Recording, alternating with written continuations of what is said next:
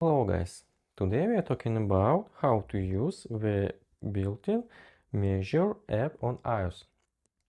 This may be your first time using iPhone and you don't know how to do it. Today we're gonna show you this. So we open the Measure app. We see a white dot in the middle.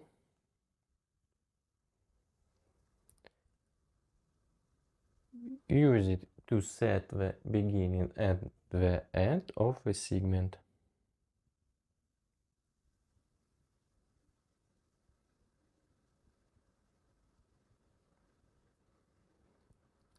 We do this and now we see the length of this piece.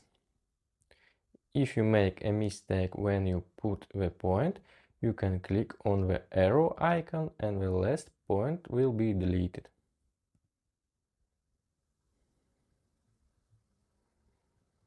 If you want to delete all points, click on clear. That's it. If you're wondering how to use the built-in Measure app on iOS, this is the easiest way. Now, if you know no way, please leave a comment. Be sure to subscribe for more videos. Bye bye.